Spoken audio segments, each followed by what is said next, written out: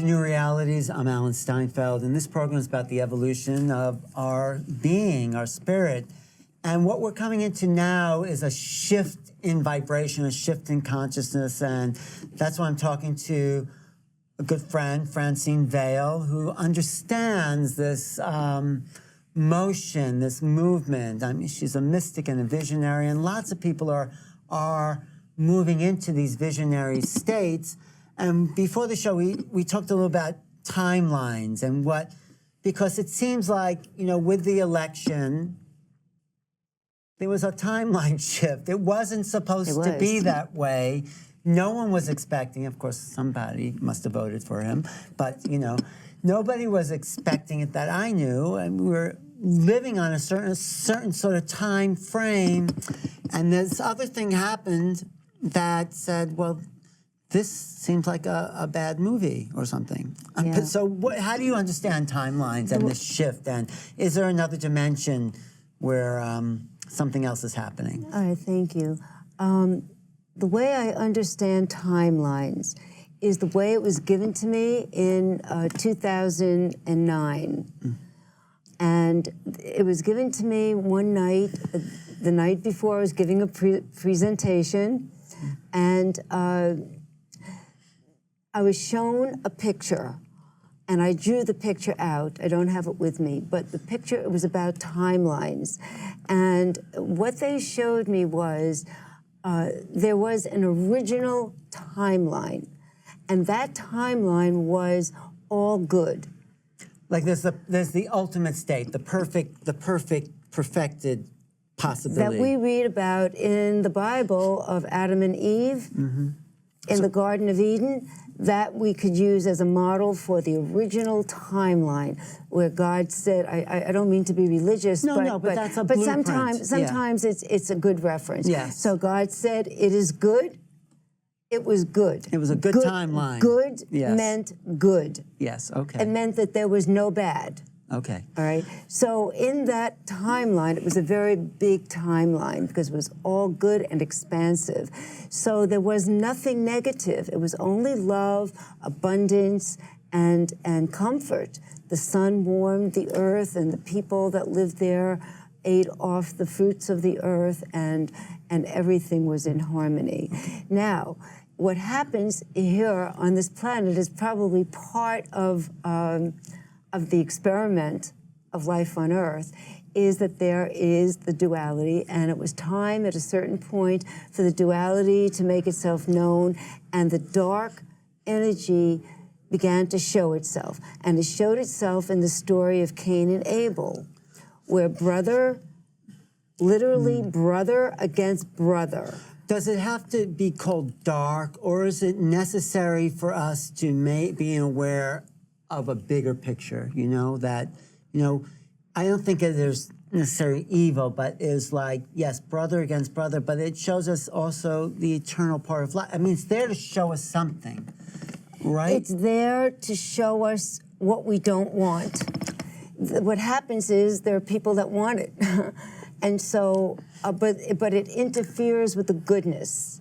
And so that created, at that moment, that murder and death and brother against brother. And if you look at humanity as we're all brothers and sisters, it can be expanded to mean all of humanity. That's just two people representing all of humanity. So we now have a smaller timeline. So instead of having a big, expansive timeline of goodness, we now have a timeline like this, where murder and death has been introduced. But is that other timeline still happening? You know, the good timeline, if you want to call it. That's still going on. Yes, because in the structure of all that is, which is the central chapter of Song of the Heart. That's Francine's book, The Song of the Heart. It's a spiral.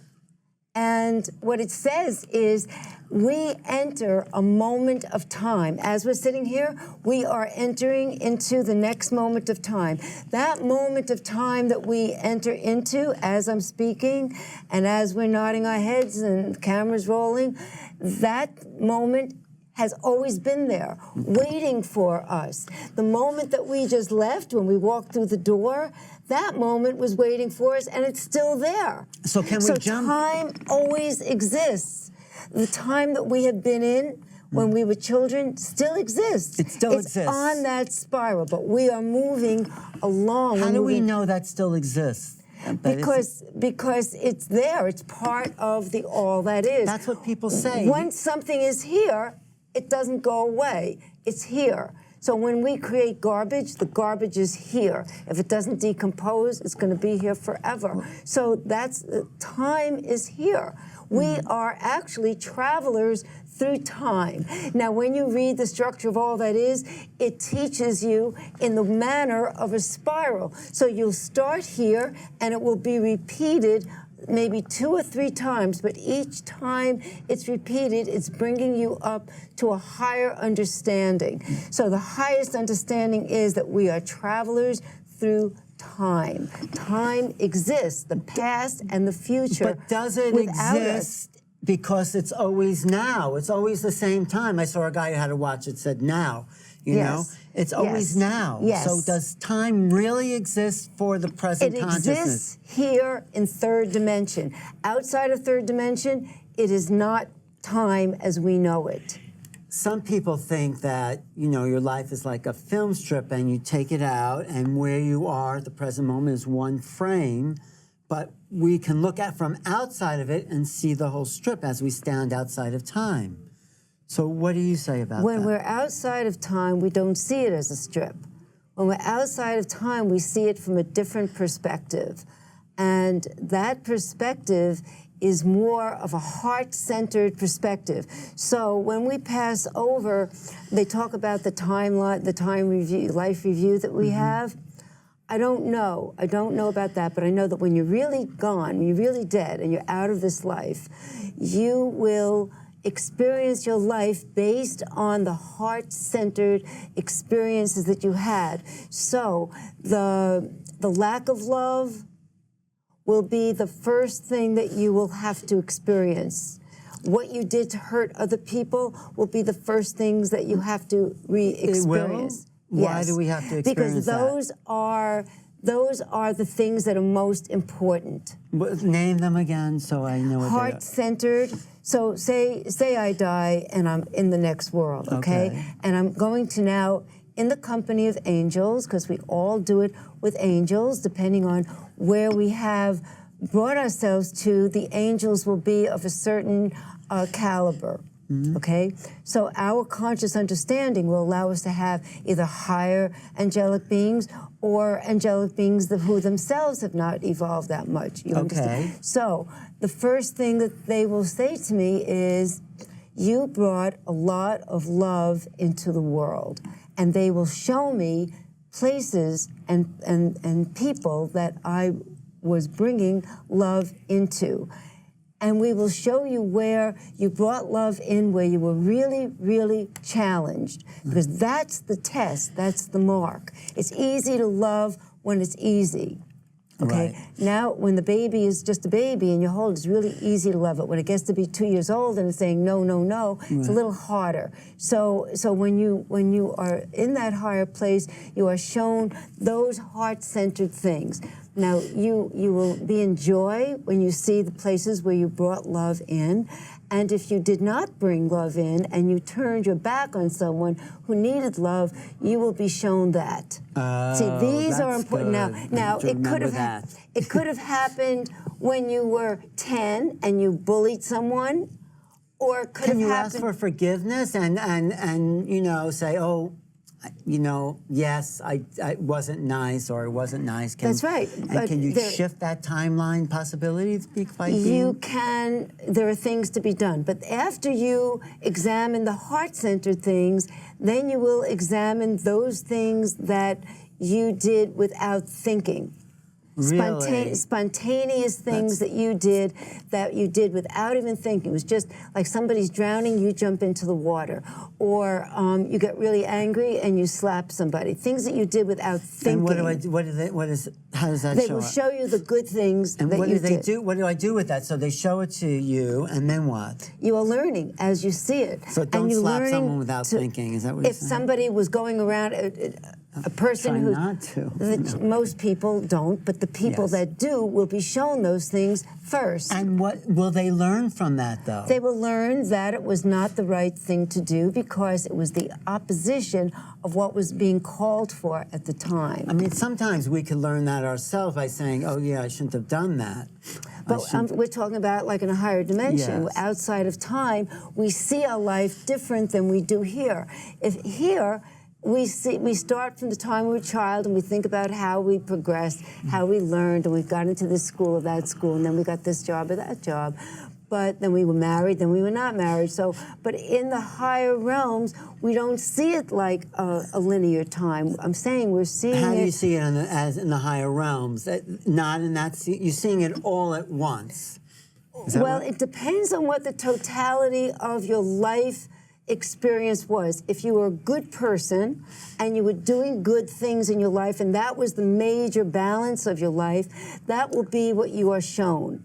Because that is the totality of what your life meant. If you were not that good and you were hurting people, that's what you will be shown. Because that will be, that is the balance of your life experience, that's what you will be shown. So when we move past that, we then go into outer rings, and we Well, I have an example, because Francine's written an amazing book called Song of the Heart. It's a memoir. That is your life story. That's a timeline, and I recommend people read it because it's great. It's on Amazon. It's also audio.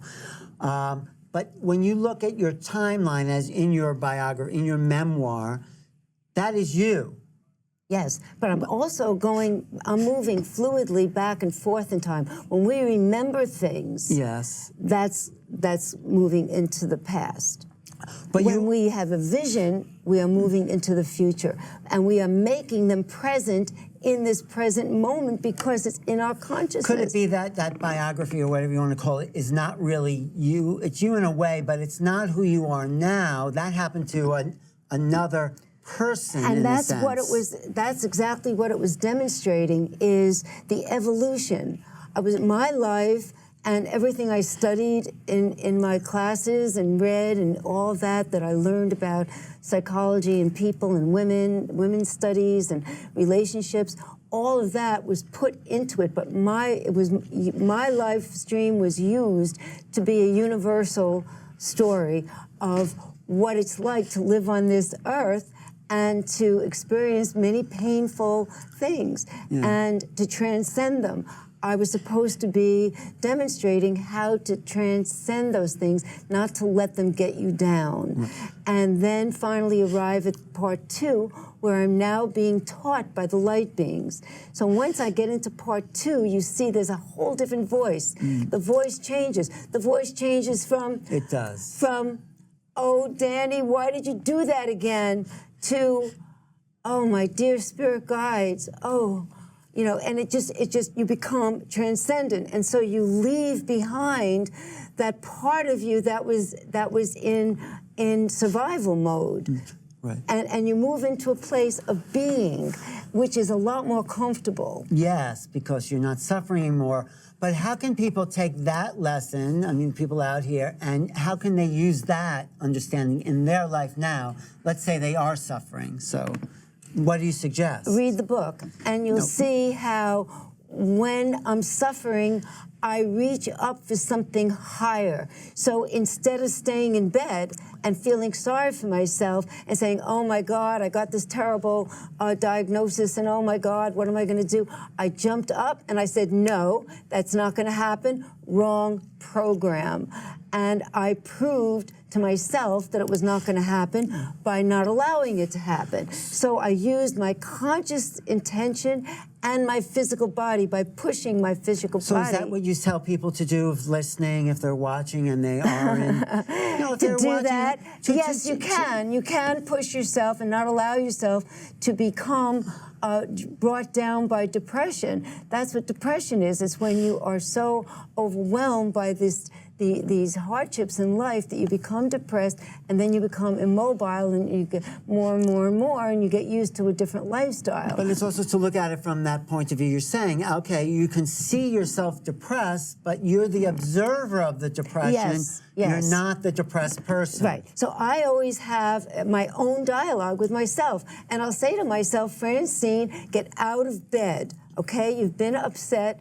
Now you lay down, get out of bed, get dressed, comb your hair, and go out. And that's what I will do. So that becomes, in the story, a way for people who are reading it to say, oh, wow, that's what I need to do. Because look, she did it, and she actually did it, so I can do it too. And when women read that, men too, some men really, really love the book, and a lot of women do, especially because it's I'm a woman. And so they then begin to see for themselves that they can do it also. So my life path was lived. This is why I was born, because I did not have to come back. I was done. I came back so that I could live this life and become this example and write this book, which I describe in the introduction, that it was shown to me that the time had come to write that book. And it was shown to me in a field of golden light that it was all done. All I had to do was bring it into manifestation. And then from there, I lived another 21 years and had the whole spiritual thing going on. I was able to do part 2. So, and that's why I never separated. Spirit wanted me to keep those two together. But you came back into this life this time for to what live reason? this life. And to suffer. To satisfy certain karmic needs of people that I loved from other lifetimes, to fit into that puzzle and satisfy those karmic needs for them. Because it's in my chart that I was requested to be that relationship. And then have the challenges that I had so that I could overcome them with the force of my will, with the discipline of my mind, and with the help of spirit. And that is what I tried to, and I think I succeeded in translating in Song of the Heart as a big teaching for other people. That's why I came back. I did not have to come back. I could have waited until we went through this transition and I could come back to the new earth. But I said, they asked me, and I never say no, and that's the way I am. You can say no once in a while. I'm not coming back no. I rarely say no, and sometimes it's not good for me, but I'm not a person that says no. I'm glad you said that you were coming back. It's nice to have you on the program at least, you know. And I was very shy when I was, don't forget, when I was born, I couldn't really speak, and then I was very shy. It took a lot for me to be sitting here and talking with all these cameras and audience, and I've been doing this for some time, has really been a very long path for me. And so that's what I'm showing through my life. And then when I was able to talk finally, then I had thyroid cancer and I had to have my thyroid out, and that invaded my my voice, so I can't sing anymore. So that's the way life. I finally got there, and then in some way it was taken away from me. But you're still I transcended it. You did. That's what I'm saying. That's tell people that's the lesson. You can transcend. And I was told I would not be able to survive with my leg, and I said, no, that is not going to happen.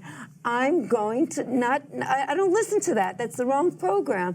And I got a treadmill and I started walking and building up my muscles, and I did exercises, and I wear the right garments to help me, and I transcended that. I did not give into it. I know someone who was given a similar diagnosis, and she got into bed. She got into bed. So that's there is a difference. And so my book is showing through my life. It's my sacrifice, you might say, my giving of all the suffering that I went through to show that it can be transcended. And I can sit here at this point and feel the way I do and look the way I do and be the way I am in spite of all that I went through, that I can't even believe. It's like it happened to another person almost. Well, you're in another state. You're actually living in another timeline. I really feel that I must be living in a different dimension, because what I went through, I just can't believe that when I look in the mirror that I actually had it. So that is what spirit can do for you. And when you have the strong desire and not to give in, to have a strong discipline of the mind. So that's what you get from reading Song of the Heart. Well, that's good. To just kind of wrap it up, why don't we just do a little meditation to bring everyone into that place You want me to do a meditation? Okay. of the observer, of the observing mind, so we can transcend our petty dramas and drop into something bigger. So if you don't mind, just a little bit. Okay, so this is a nice little thing I like to do. And you can do it too when you leave a room or a meeting or a client or whatever patient leaves. Clear your energy. This is and bring it back to your, and use your fingers. Your fingers are like, Let's sweeping. get the audience doing that too, Yes, okay? yes. And so this is nice. Okay, so now allow your body to relax and open to receive the healing energy. And coming down from the highest reaches of heaven, from the heart of God, is a column of golden healing light. And this light comes down and enters your crown chakra and travels down your spine, and you feel the warmth of the light traveling down your spine and radiating out to fill your entire body. And you feel the light, the essence of divine love flowing through all your bones, filling your bones with the essence of divine love. And your bones are glowing, and deep into the marrow of your bones, the essence of divine love penetrates, healing and uplifting all sadness and sorrow, transforming all negative thoughts that may have settled in your bones into feelings of joy and well-being. And the light continues to flow up and down your spine, and it radiates out into all your muscles.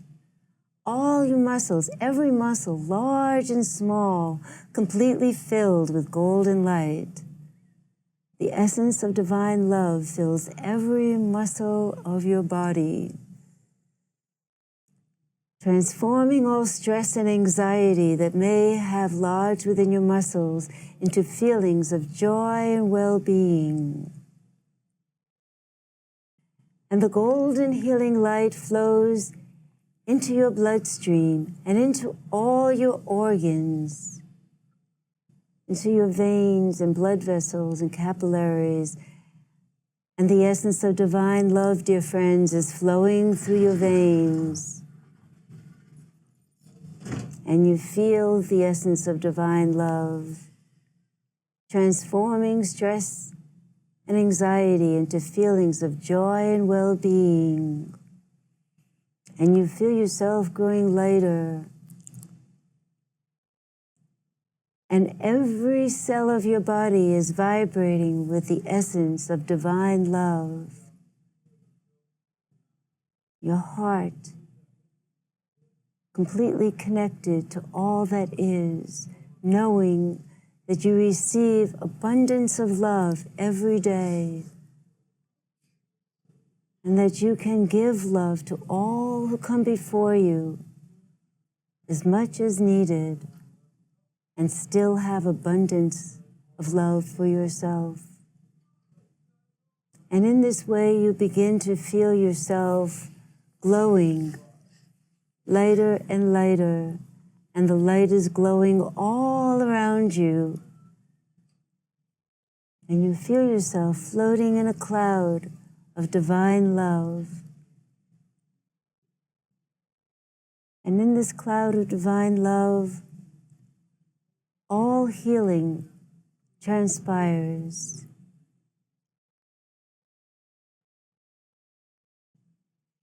And you can now bring yourself back into your physical body, aware of the golden light, aware of the essence of divine love that lives within you, that circulates in your veins and flows through your bones and your muscles and up and down your spine, the seat of your central nervous system. And you can bring this light into yourself just by calling on it, just by summoning it to you with the help of your spirit guides. And when you are ready, you can open your eyes and come back into the room, feeling refreshed. Thank you. Thank you, Francine. Thank you. I've been talking with Francine Vale. That was a beautiful ending to a beautiful afternoon. Thank you. Thanks for putting out your energy. Thanks for coming back to planet Earth and sharing your love and your divine intent. Because you're here to wake people up. We're all here to wake people up. And thank you for watching and being here. And I'm happy. I'm happy we did this. I am too. You Thank reminded me of myself. Thank you. Thank you. I've been talking to Francine Vale at your website, francinevale.com. The book, a really great book, Song of the Heart. I recommend that. I helped with the audio on that. The audio, so get the audio too. It's on Audible. It's told in your voice, and it's a beautiful story of a woman's transformation from an ordinary girl growing up in the Bronx to someone who's had this awakened consciousness. So. And this is one of the reasons why we really cannot judge people. We always want the credentials, and the credentials sometimes are credentials of the soul. We don't know who anyone is, really. We don't know what the person's purpose is. We see the outer description, growing up in the Bronx, and so on. Like or you that. even see someone on the subway and you say, oh, they're just someone, a homeless person or whatever. Right. We don't know who people are. So that's another reason why we really need to be kind to everyone. Right. We could be talking to a great soul who's sitting on the subway platform. Because everyone is a great soul sitting on the subway platform. Yes. So. That's true. Thank you, Francine, for being a guest. Thank you. Thank you, Ellen. I'm Alan Steinfeld for Newrealities, and if you want to reach me, go to my website, newrealities.com.